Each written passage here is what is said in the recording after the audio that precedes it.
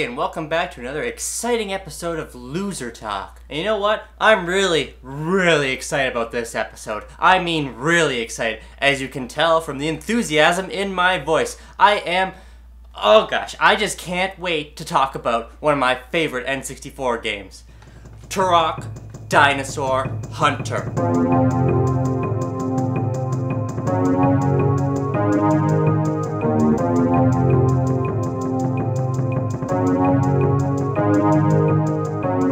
Turok is awesome, and to set the mood, I got myself a fog machine. Yeah, a fog machine. More on that later. Whoa.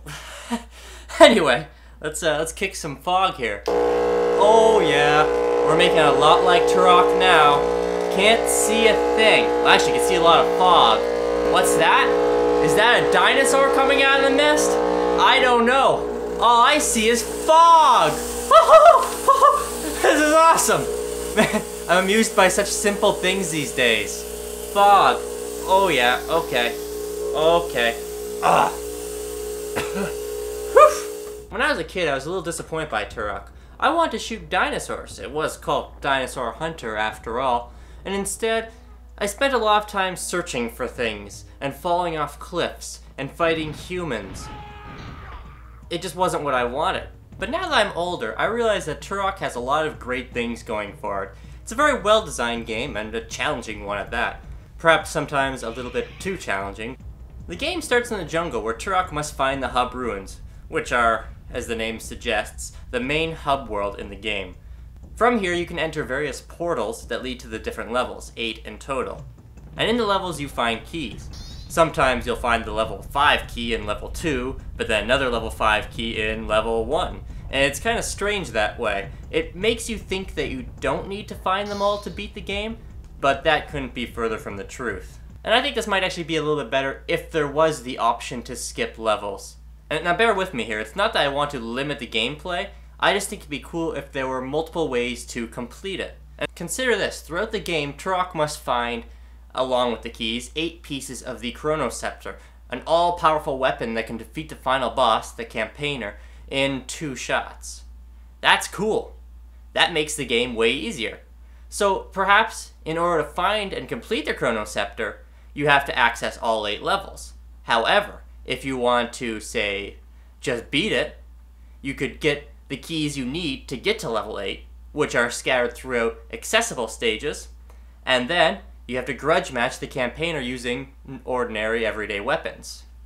Of course, I might just be saying this because I'm a pansy and I actually couldn't beat the game. A big surprise there, right? Well, see, the thing is, I'm okay at killing the monsters, and I'm okay at trudging through swamps looking for keys. I'm not okay with killing monsters and trudging through swamps looking for keys if, when you die, you go back so damn far. I admit, I have been too spoiled by Halo. I get a checkpoint every 2 seconds in that game. I kill an enemy, checkpoint. I walk a few steps forward, checkpoint. It's awesome, okay? I'm a bit of a pansy that way. In this game, you get a checkpoint or a save station maybe every 10 minutes. And the thing about the checkpoints is, you have lives. So, if you run out of lives, you go back to the last save. And instead of giving you 3 lives to start with, the game decides to give you whatever you had when you saved. So logically, the best course of action would be to avoid the checkpoints altogether. If you die and go back to a checkpoint, just load your old data back up. That's your best bet, seriously. And of course, you could get more lives by collecting these little Triforce piece things, but they're so scarce. I mean, in general, you might find 100 per level, maybe. The only times you really run into a lot of them are in the weird portals that occasionally appear, or in very difficult platforming sections where you have to go out of your way to get them. And chances are you're gonna die before you get enough Triforce pieces to get another life. Did I mention there's a lot of platforming in this game? That was not a good decision. Platforming is fine in first-person shooters if it's kept to a minimum. In Turok, you have to do a lot of jumping on very narrow places in very misty, foggy conditions. You cannot see 2 feet in front of your face, and they expect you to jump, blindly sometimes, onto a tiny narrow ledge, and if you fall, you lose a life and go back to the previous checkpoint 10 minutes ago. Now, I know I said this is one of my favorite N64 games, and I stand by that, but I think it's important to outline the flaws since You've heard a lot about this game. You know everything that's good about it. You know the flawless controls, the awesome graphics, the cool weapons that just get more ridiculous as you progress. Particle accelerator? Thank you very much. It's kind of ridiculous if you think about it. Turok's this Native American warrior that comes in with a bow and arrow and a knife, and by the end of the game he's wielding a nuke. Another thing to mention is Turok is big. The levels are huge, and that might sound like a good thing, and it kind of is to have these huge areas to explore, but the important thing to remember is that the fog prevents you from seeing where you're going. So really, when you're walking along and you see two branching paths, and then you go down one, and it branches again, and you go down another, and it branches again, and the fog shrouds your vision, you start wondering where the hell you are. And this effect works okay for the jungle. I guess it's a creepy, mysterious jungle. But then there's fog in the caves, and underwater. And maybe they're trying to keep the frame rate up, you think? And the map screen doesn't help much. Not only is it huge and distracting and covers the whole screen, but it's also got fog of its own. Or rather, I guess a draw distance problem. And you can see the lines of the map forming as you walk through tunnels. And some areas aren't even outlined on the map. The enemies are cool and varied. As I said, there's a disappointing lack of dinosaurs, but I like the humans, I like the insect aliens, and all these cool things that you fight. The AI isn't too good. It's an early first-person shooter. Most of the enemies just stand there and shoot at you. But some of their movements are cool and fluid, and I love their death animations.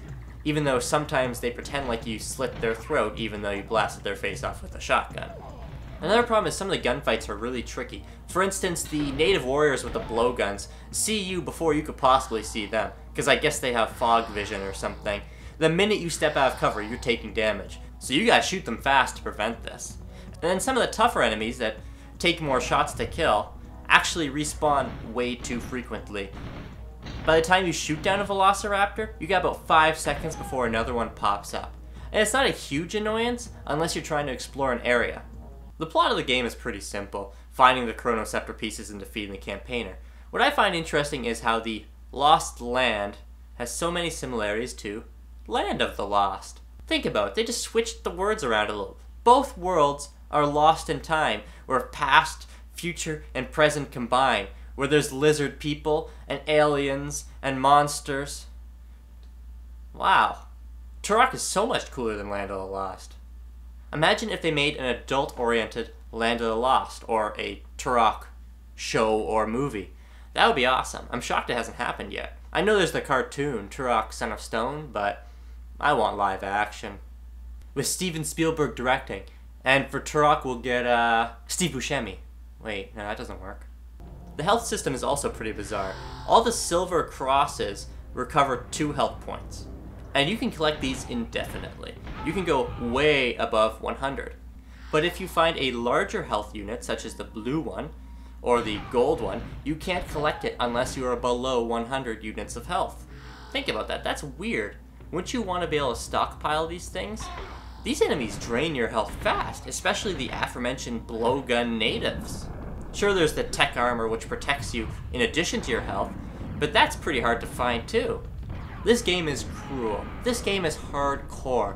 And that's the thing, this game requires so much patience. The difficulty curve is insane. After the first level, you are lost and dead. You have to be willing to replay these sections dozens and dozens of times. So what could make Turok cooler? Smaller, more linear levels, more save points, less fog, no respawning enemies. Everything else is amazing. This would be the perfect first-person shooter if not for these flaws. Now, if they don't sound like a big deal to you, you're gonna love this game. I mean, you may have already played this game. It's a classic for a reason. You should play it. You should at least try it and see if you can get into it.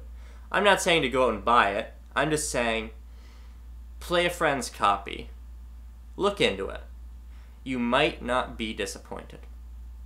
Now, if you'll excuse me, I'm going to disappear under a thick sheet of fog and hunt myself some dinosaurs.